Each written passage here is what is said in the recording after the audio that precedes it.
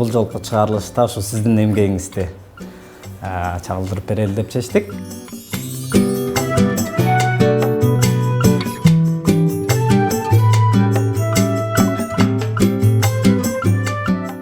Бейтапты кризистен чыгарыштагы оор болот.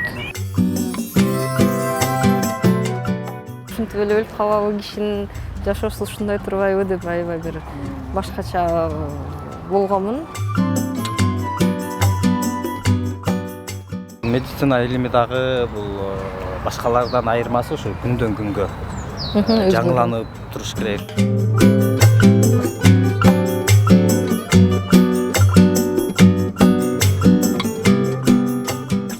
Мынакей, урматтуу биздин телекөрүүчүлөр, биздин каарманыбыз дагы өз ишин кардарларды кетирди. Эми менимче бизге убактысы болду окшойт. Саламатсызбы? Кандайсыз? Иштериңиз жакшыбы? Биз келип калдык. Кандай болот иштериңиз? Буга чейин бизде эмгек жолу деген программа бар.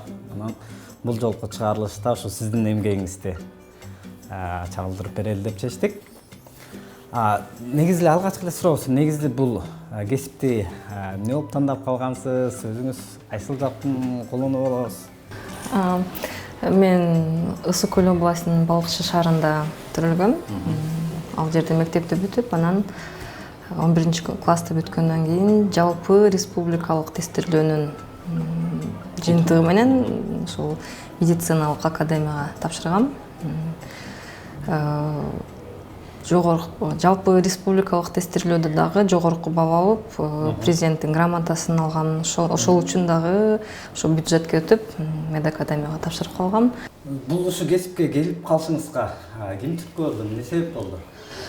Ошол мектепте окуган кезимден бери эле врач болсом деп көп кыялданчумун. Анан мектепти бүткөндөн кийин ошол медакадемияга тапшырып окуп калдым, өзүмдүн кыялыма жетиштим десем болот. Мектепте окуп жүргөндө эле кыялданчумун деп атпайсызбы? Негизи эле мындай бир түрткү болот го, бир жерге иштеш үчүнчү.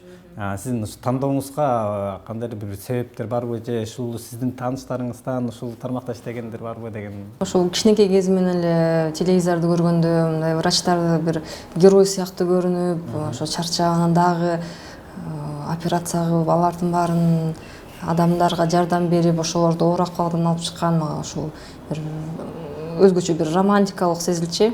Ошондуктан мен да ушинтип врач болсом, мен дагы ушундай элдерге жардам берсем, махалат кийсем деген бир кыялым бар болчу. Ошол акырындан ошол кыялымды ишке ашырдым. Негизи эле ар бир кесиптин сыймыктануучу жагы болот, анан оор жагы болот дегенде, ушу сиздин 15 жылдык иш тажрыйбаңызда башыңыздан ушу мындай оор күндөрдө мындай өзүңүз чарчап бул жумушту тим эле коюп кесип алмаштыруу боюнча деги эле ойлонуп көргөн эмес белеңиз? Андай ойлор көп эле болгон, кээ бир учурда ошо выгорание деп коет го. Ошондой болот. Мен 15 жылдын 7 жылын реанимация, неврологиянын реанимация бөлүмүндө өткөрдүм. Бизде инсульт болгон, эпилепсия, кома болгон тяжелый бейтаптар жаткан бөлүм бар. Ошол палата интенсивный терапия деп коет. Ошол жерде 7 жыл иштедим. 1000ден ашык түнкү күзөттөр, бир 15-20 миңдей бейтаптар, ошондой оор учурлар болгон. Түнкү күзөттөрдө жалгыз калып, бейтап оор акыбалда эмне кыларын билбей калган учурлар да болгон. Кишилер көп болуп чарчаганда ошол кетип калсамбы деген ойлору болгон, бирок эмнегедир ушул жумуштан кете албайм. Эргүү алабыз, анткени мындай оор акыбалдагы бейтап келип, ошого жардам берип, анан сенин жардамыңдан кийин жакшы болуп кетсе, кийин да башка жерлерден көрсө, ошол сизге чоң рахмат, сиздин жардамыңыз менен ушундай басып жүрөм, жакшы болуп калдым дегенде, албетте бул чоң мотивация берет. Ошондо дагы иштегим келип, дагы жардам бергим келип калат. Сиздердин кесип бул өлүм менен өмүрдүн ортосунда сиздердин аракетиңиздер менен өзүңүз жаңы айтып өткөндөй сиздер себепчи болуп дейли. өмүрүн сактап калган учурлар көп эле болсо керек. Сыймыктандырган же болбосо өкүндүргөн бир иштер болсо өчүп кетесизби? Бизде анафилактический шок деген медицинада өтө оор акыбал бар. Бул же дары дармекке же любой тамак ашка болобу аллергия болуп, ошол бир нече секунддун ичинде аллергия болуп кетиши мүмкүн. Ошол учурумда 2-3 жолу ошол анафилактический шоктон алып чыккам. Ошолорду эстесем дагы эле өзүм менен сыймыктанам ошол убакта. Анткени бир жаш баланы алып келишкен.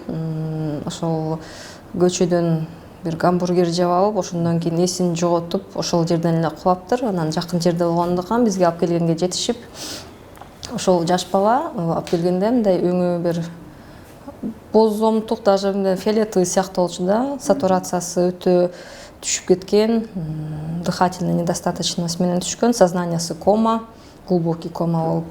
Анан ошол учурда ошол болгон күчөстү жумшап, керектүү дары дармектин баарын берип, кислород кошуп, ошол бала жакшы болуп, 1-2 саатта өзүнө келген, полностью аң сезимине, сознаниясына келип, биринчи келгенде бир 10-15дей бир тууганы менен келишкен.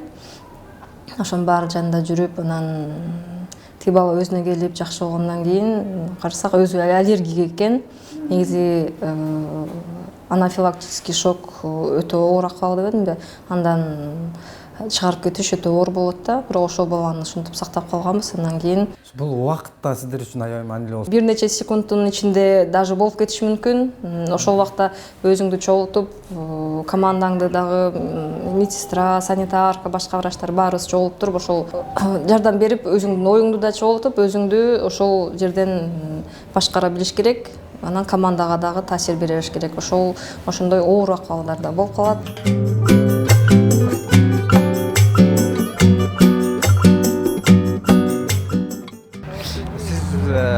Бул кесипти жана жогоруда айтып өттүңүз, тандаганда ушул окуп жүрүп, сүйлөздөрдү көрүп сыяктуучу. Деги эле сиз ошо алдыда мен дайым болом деген жаштарга кандай кеп кеңеш бересиз? Медицина бул оңой эмес, оор күндөр көп болот, ар кандай оор учурлар болот. Ошондо эң башкысы чыдамкай болгула, анан коркпогула медицинадан.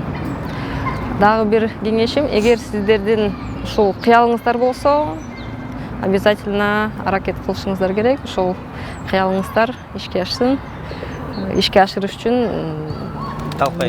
эмгек кылыш керек, окуш керек. Бул ушул медицина илими дагы бул башкалардан айырмасы ушу күндөн күнгө жаңыланып туруш керек. Күндөн күнгө мисалы мен болду, окудум, бүттүм, билем дебеш керек да, бул сааттан саатка күндөн күнгө жаңылып турчу процесс да. Анан ошо сиз алдыда дагы кандай ошол өзүңүздүн билимиңизди жогорулатуу боюнча кандай пландарыңыз?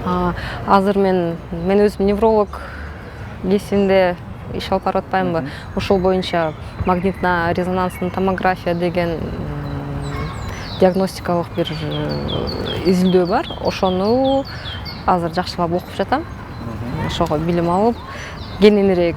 Анткени аны менен көбүнчө нейрофункционалисттер отурат, а биз үстүртөн билебиз. Мен ошону азыр тереңирээк окуп атам. Өзүңүздүн кесибиңиз боюнча айтып өтсөңүз, сизге жаккан жагы, анан жакпаган жагы? Жаккан жагы ошол дарылагандан кийин адамдардын ыраазы болушу, рахмат айтып, ошол чоң апалар, чоң аталар батасын берип, жакшы кыз экенсиң, өркүнүңүзсүн деген, албетте ушул жактары приятный болот. Ал эми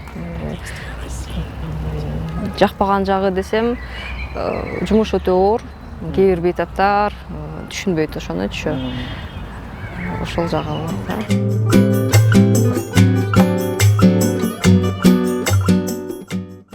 Жана дагы айтып өтүп, ошо дегиле адам баласы бул ден соолугун убагында карап туруш керек.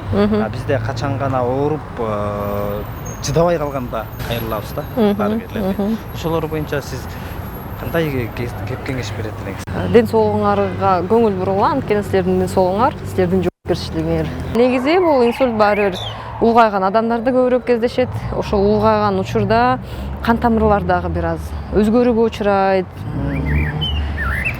А муну алдын алуу Негизи бул кандай? инсульт деген эмне? Бул мындай эме да. Жаңы төрөлгөндөн баштап ушу инсульт алганга чейинки бир отчет да. Кантип жашагансың, эмне менен тамактангансың, образ жизни, в целом ошонун баары чогулуп болуп келип туруп анан инсульт калып келиши мүмкүн. Ошон үчүн бул бир эле күндө пайда болуп калган оору эмес, бул көп жылдан бери накапливаться этет, бирок өткөр учурда мына ооздура кармайт да, мына басып жүргөн кишиде минутадан кийин эле кол буту иштебей, сүйлөй албай калышы мүмкүн. Эң негизгиси ошол учурунда дарыгерлерге көрүнүп, кеңеш алып турган жакшы болсо керек, Ар бир адам өзүнүн ден соолугуна жоопкерчилик менен мамиле кылыш керек. Ден соолук ар бир кишинин өзүнө керек. Эгер ооруп калса, ал өзү ошонун азабын тартат. Ошондуктан бир жылда бир болобу оорусуна жараша керектүү анализдерин тапшырып, керектүү специалисттерге барып, өзүн дайыма карап туруш керек. Анан бир күндө гана ошол көп факторлор бар оор акыбалдагы бейтапты кризистен чыгарыштагы оор болот. Анткени көп бир эле кишинин кээде 10-15ке жакын оорусу болушу мүмкүн.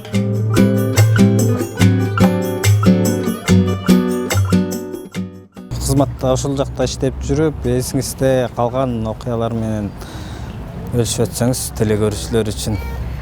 Мен ошол тез жардам неврология бөлүмүнө кирип, эң биринчи түнкү күзөткө жалгыз калганда келген биринчи бет алым дайыма эсимде. Ал 82 жаштагы ата оор акыбалда келген, скорый помощь менен геморрагиялык инсульт алып, сознаниясы кома, дем алуусу туура эмес болуп, өтө оор акыбалда болуп, аны реанимацияга жаткырып, биринчи реанимациялык иш-чаралар жүргүзүлгөн, бирок андан соң отуруп алып аябай ыйлагам, токтоно албай. Ал ушул адам төрөлгөндө кандай болду экен, эмне жашап өттү экен, ушинтип эле өлүп калабы, кишинин жашоосу ушундай турбайбы деп аябай бир башкача болгонмун. Андан кийин мындай акыбалдар көп кездешкен, ошондон көнүп калдым. А так эң биринчи пациентиме ушундай бир Көзгө жаш алган. Аябай ушул оор кабыл алганмын да ошондо.